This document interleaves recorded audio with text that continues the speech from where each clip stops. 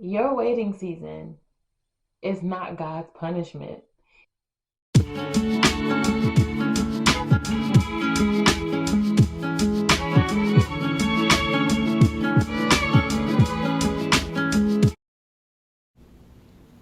Let us hold tightly without wavering to the hope we affirm, for God can be trusted to keep his promise. Hebrews chapter 10, verses 23. Hello, beautiful people. My name is Janice, and welcome back to my channel. Lately, I've been hearing the terms waiting season. Waiting season. I'm in my waiting season. I'm waiting on God. And I was like, you know what? Let's talk about it. And I just kept asking God, like, God, what do you want your people to know about this waiting season? And he simply whispered back to me, let them know that waiting is not punishment. Mm. Your waiting season is not God's punishment. He is not punishing you when you don't see your answer to your prayers the next day after you pray to God. He's not punishing you because it might be taking weeks, it might be taking months, it might even still be taking a few years to see God's promises. But I promise you, this waiting season or the waiting season you will endure in the future is not God's punishment. Okay, let's have an honesty moment. How many of us have complained or is currently complaining in their waiting season and feel like God is not moving fast enough? I've been there. Come on, let's all be honest. When these difficult moments happen, I always like to go back to Psalms 46, verse 10. Be still and know that I am God.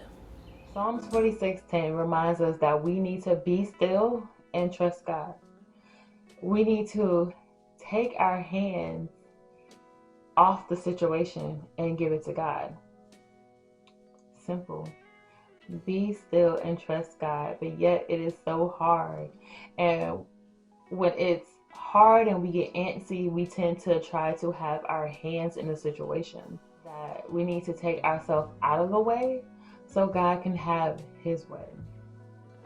Because at the end of the day, his ways are so much better than ours. His plans that we have for us are so much better than what we can even think or imagine. So, the different ways that we can handle our waiting season. Number one, social media. When we tend to be on social media a lot, we tend to compare ourselves to others. No, let's not do that, because when you're comparing yourself to other people, it's like, okay, you see them getting everything that you're hoping, that you're wishing, that you're desiring, but you don't have it yet. Comparison is the thief of joy. Why compare yourself to someone else's blessing? You never know what that person had to endure to receive that blessing.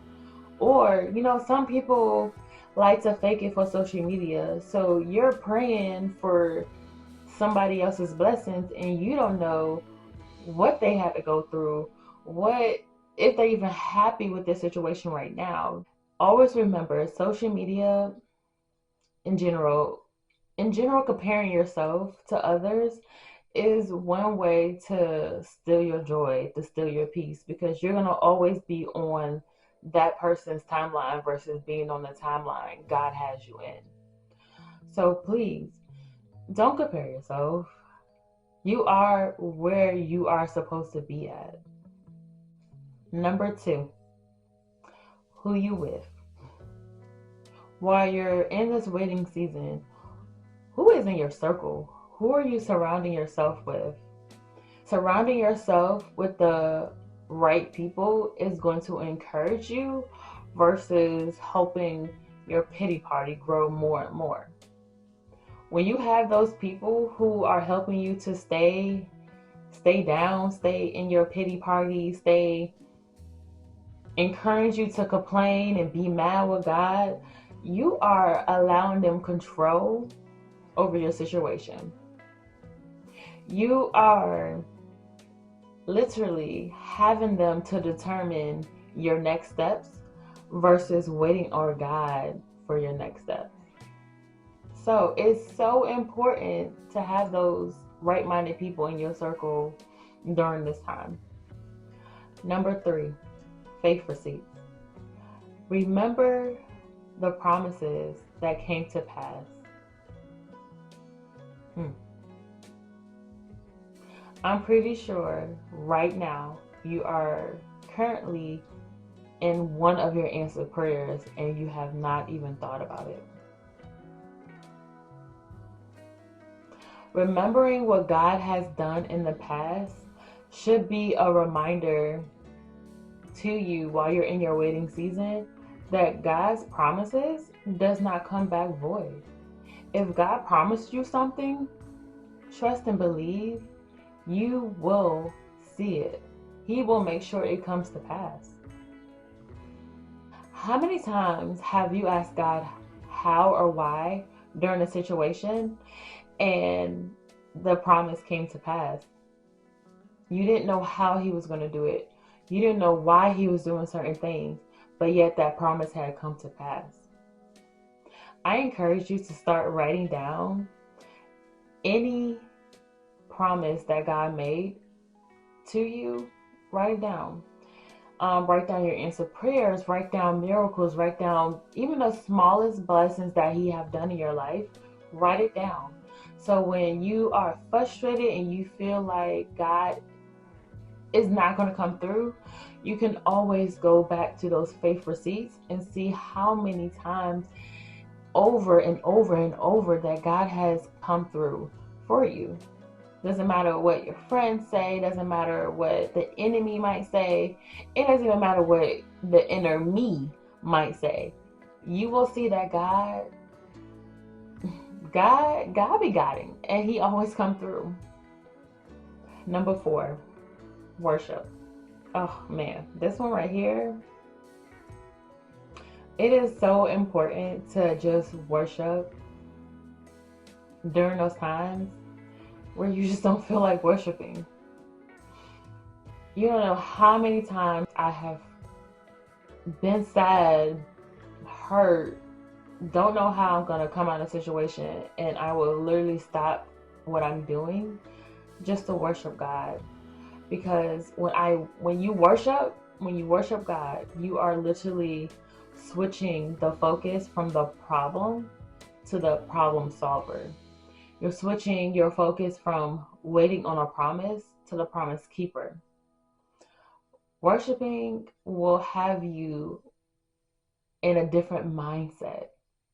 It will have you focus on what matters, and that's God. And please don't confuse when people say be still or, find your happiness during the times of trials and tribulations. That doesn't mean trials and tribulations are not going to happen and you don't get to feel them. By all means, feel it. Feel the process, but don't stay down there. One of my favorite songs to worship to when I'm in my waiting season is Evidence by Refresh Worship. Naomi literally reminds us that we are currently in one of our answered prayers. So if he gave us this promise that we're currently in, why can we not trust that God is going to fulfill the future promises? Number 5, winning in the wait. Yes, guys, there is winning in the waiting season. So when we talked about Psalms chapter 46 verses 10, and it says be still and know, I know a lot of people thinking that you're supposed to stay still. No. Yes, it's saying release all control to God, but there is some work that can be done while you're waiting for your next. One, you have the opportunity to deepen your relationship with God. Why not? Why not take that opportunity to get closer to God? Number 2, while you're waiting, this is the perfect time to be preparing. So preparing while you're waiting. This is the time where if you're waiting for your spouse, you have time to prepare yourself. Like, you have time to work on the flaws that, you may have acknowledged from your last relationship. Work on being that wife, work on being that husband while God is bringing you your future husband, your future wife. Listen, if you're waiting on God for a baby, honey, go out and buy some baby clothes. I know that might sound silly, but it's literally faith. You're literally showing God that, hey, it's not happening now, but I trust you and I'm standing on your promise that it's going to happen later. So why not? Another thing is, there are probably things that God has given us now and we have not been a great steward of it. God has called us to be a great steward of our time, our resources, and our talents. What are you mishandling now that could be the door to God unlocking what you're waiting for? Take care of what you have now while you're waiting for more. Show God that you won't mishandle, that you won't fumble the blessings that He has already given you. Well, that's all I have for now. Please share in the comments, how have you been handling your waiting season? Or if you've been in a waiting season, how did you handle that? Someone out there might need it. You never know. So I'm going to leave you with this final thought. So often we want to rush God's timing.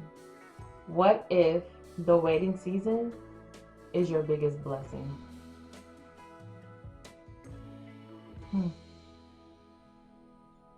I'll run that back. So often we want to rush God's timing. What if the waiting season is your biggest blessing? Well, thank you for watching. Please make sure you like, comment, subscribe. Hit that bell so you know when I upload. Love you.